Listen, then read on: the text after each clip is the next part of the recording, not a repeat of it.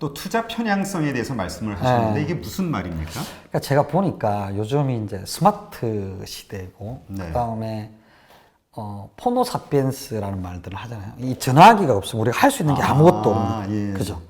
그래서 뭐든지 다 이걸 가지고 검색을 하고 합니다. 그러다 보면 내가 부동산을 계속 검색하고 있으면 부동산 관련된 기사들이 자꾸 떠요. 아, 맞아요. 그러니까 내가 원하지 않는데도 자꾸 알려져. 예전에 우리는 정보를 얻으면 신문을 펴놓고 이렇게 봤다라고 하면 지금은 이걸 딱 켜면 내가 원래 자주 보던 정보들이 탁탁탁 오르는 거죠. 그러면서 점점 내 관심 있는 것들이 더 세상에 더 알려지는 것 같고 공감대를 얻는 것 같고 자꾸 편향되는 거죠.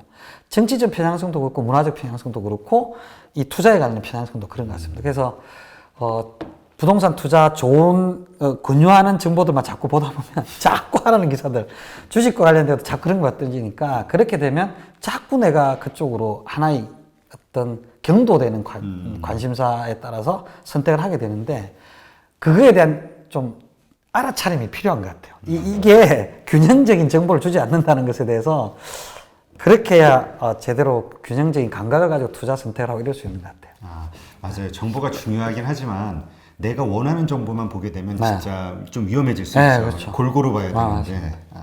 근데 어쨌건 이런 편향적이 된다고 해서 네. 그렇다고 해서 또 뭐 큰 문제가 있을까요? 예를 들어서 뭐 우리가 부동산이라고 하면 어떤 분들은 부동산을 어떤 상황에도 투자해야 된다고 자꾸 얘기하는 분들이 있고 끊임없이 부동산은 아니다고 얘기하는 분들이 있잖아요. 자기 경향에 따라서 저도 과거에는 보면 부동산에 투자하는 그렇게 저는 사실은 바람직하지도 않고 수익률도 안 좋을 수 있다. 이런 관점의 것들을 자꾸 봤는데 이러다 보면 투자에 대한 시기들을 놓칠 수 있는 거죠. 그래서 억지로 좀 반대되는 정보들을 보려고 하는 노력이 좀 필요한 거예요. 그는 뭐 주식시장도 마찬가지고 부동산도 마찬가지인 것 같고 그런 노력들. 그 다음에 좀 균형 감각을 가진 전문가들과 좀 상담을 해보고 그 사람들이 주는 균형적인 정보들을 보고 그 다음에 내가 가지고 있는 정보, 내가 좋아하는 정보를 한 번 더 들여다보는. 그러니까 이런 노력들을 구체적으로 의도적으로 하지 않으면 계속 봐봐 좋다잖아 다 좋다잖아 뭐 이렇게 돼요. 네. 그럴 수 있죠. 근데 그렇게 편향적이 되지 않도록 네. 자기 자신을 잘 컨트롤할 수 있는 방법이 뭐 두 가지가 있다고 얘기를 하셨는데 네, 그게 뭡니까? 그래서 이제 제가 금방 언급한 게 뭐냐면 첫 번째가 뭐냐면 전문가, 되게 균형 잡힌 전문가를 자꾸 활용을 해라. 그래서 자, 내가 이때까지 봤던 정보들 쭉 내가 좋아하는 정보들 보니까 지금은 집을 팔아야 될 때다, 집을 사야 될 때다 이런 얘기를 하는데 내 집이니까 계속 어떻게 보면 그런 정보들 속에 잘못된 판단들을 할 수 있는데 뭐 이제 전문가한테 얘기해가지고 야 이러는 상황인데 너는 어떻게 보냐 이런 얘기들 좀 물어보고 점검하는 노력이 필요하고 그 다음에 부동산 사면 안 된다고 얘기하는 사람들의 논거가 지금 뭔지를 한번 찾아보면서 그 관계에 반대되는 논의지들을 같이 보면서 균형적인 판단을 할 수 있는 노력 이제 그런 것들이 좀 필요한 것 같아요. 뭐 사실 어떤 실패를 하게 되면 인생의 시간이 많이 소모가 되는 거잖아요. 부정적인 쪽으로. 그렇죠. 그런 것을 방지하기 위해서 그리고 또 재산을 지키기 위해서도 그렇고 이러한 것을 잘 지키기 위해서 필요한 능력? 이게 뭐가 있을까요? 이걸 뭘 키워야 될까요? 능력이라고 할 수 있는지 모르겠는데 하여튼 저는 균형 감각이라는 게 진짜 중요한 것 같습니다. 예를 들어서 어떤 사람이 사업을 할 때 야 이거는 사람들이 하는 사업이니까 사람이 중요해 라고 생각하면 사람한테 계속 투자를 합니다. 근데 사람들은 있는데 사람들 외에 있어야 돼 다른 인프라에 대한 투자가 없으면 사람들은 어느 정도 생겨서 뭐 일을 할 때 잘 진행이 안 되죠. 또 어떤 사람은 어디서 얘기를 듣고 나서 이 기반 시설이나 이런 것들 잘 갖춰야 돼 막 이렇게 얘기하는데 그걸 하다 보면 또 이제 그게 안 돼요. 이게 보면 그 균형 감각을 가지려고 하는 노력들이 되게 필요한 것 같은데 그게 사업을 하거나 일을 할 때 쭉 자기 일에 들어가 보면 또 투자를 할 때 어느 종목에 몰입되다 보면 그걸 놓치기 쉬운 것 같아요. 그래서 아까 이야기한 거의 반복인데 자꾸 사람들하고 귀를 좀 열고 조언을 얻고 그 다음에 다른 흐름들에 대해서 파악을 하고 이러려고 하는 노력들 그런 게 돈과 관련돼서도 그렇고 사업 인생에 관련돼서도 되게 중요하다는 생각을 저는 계속 합니다. 그 말씀 들어보니까 제가 아는 어떤 사업하시는 분인데 그분은 어떤 모임을 갈 때 자기 동종업계 모임을 안 간다고 그러더라고요. 네네네, 그렇죠. 정말 다른 사람들하고만 만나려고 자기 동종하고 만나봐야 맨날 뭐 서로 정보 똑같은 얘기만 하니까 그게 그런 되게 의도적인 노력을 하시는 건데 아마 그분은 되게 현명하신 분 같아요. 그런 분들. 근데 이제 사람들이 이제 자꾸 이게 뭐 우리 뭐 쉽게 얘기하면 대박이라는 단어에 나와 있는 게 대박. 그러기 위해서는 뭔가 몰빵 막 이런 단어들이 막 서로 막 연관되잖아요. 그러니까 성실하게 살아서는 지금 이 세상에서는 부자가 될 수 없다 생각하는 분들이 많이 있는 것 같아요. 이거에 대해서는 어떻게 생각하세요?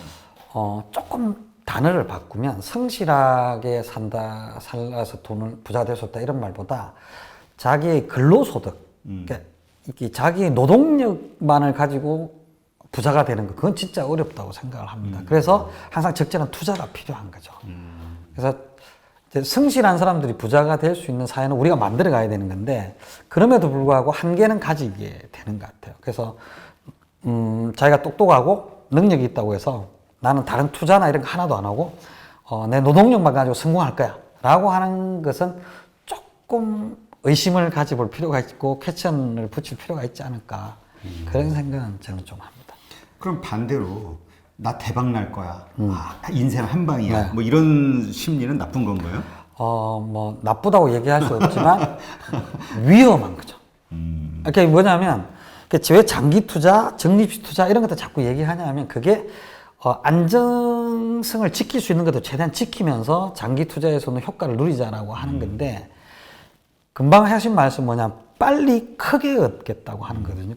그러니까 그게 뭐 못 얻는다라고 얘기할 수는 없죠. 그럼에도 불구하고 그렇게 하다 보면 위험이 점점 커지기 때문에, 그 투자를 내 전 재산을 부어서 실패하고 이랬을 때의 고통이나 이런 거는 사실 감당하기 힘드니까 그런 위험은 좀 줄이는 게 좋지 않을까요?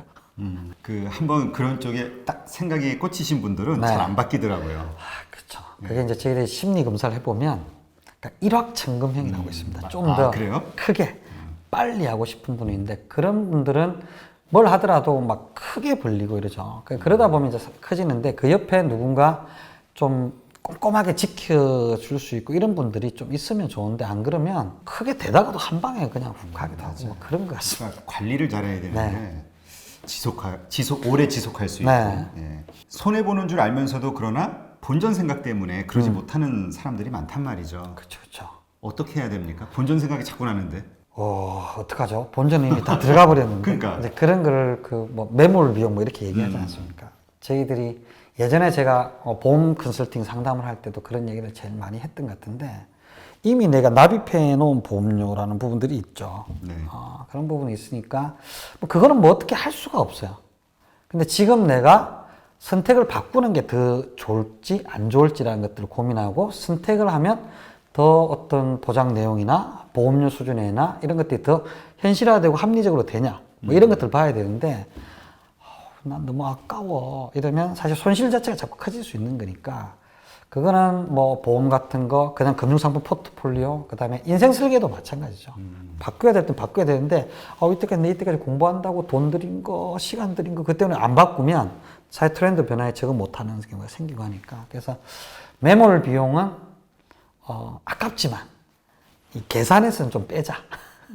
그 다음에 내가 이 선택을 하면서 혹시 놓칠 수 있는 게 뭘까? 그게 이제 기회비용이라고 그러는데, 그걸 자꾸 좀 생각해야 된다. 그런 이야기들을 하죠.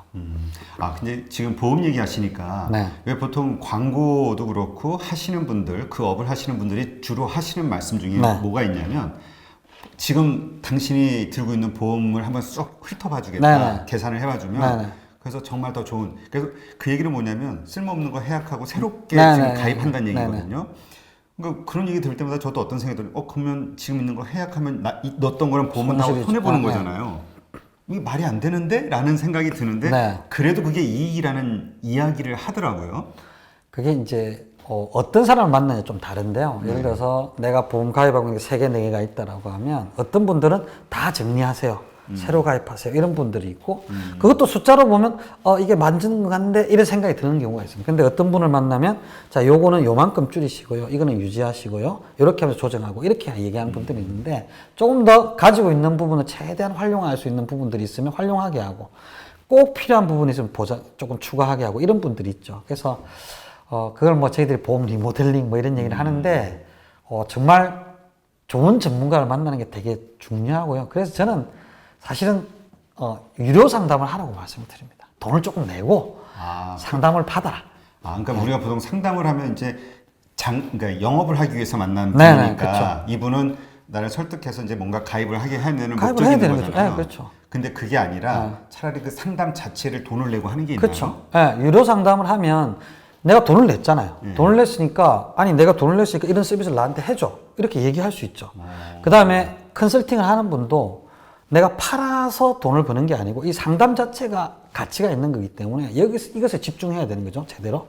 근데 그 결과로 상품 판매가 이루어질 수도 있고 안 이루어질 수도 있는데 그 전에 이 상품 컨설팅 자체가 제대로 돼야 되는 거니까 저는 뭐 개인적으로 그렇게 얘기합니다. 그 비용이 물론 아깝지만 보험 잘못 들어서 드는 비용에 비해서는 훨씬 저렴할 거다 대부분. 그래서 유료 상담, 물론 무료 상담을 하시는 분들 다 그렇다는 건 아닙니다. 그럼에도 불구하고 일단 그분들은 파셔야 되는 분들이고 유료 상담을 통해서 상담 자체에서 가치를 얻는 것, 그게 좀 더 지혜롭지 않을까? 뭐 저는 그런 생각을 합니다.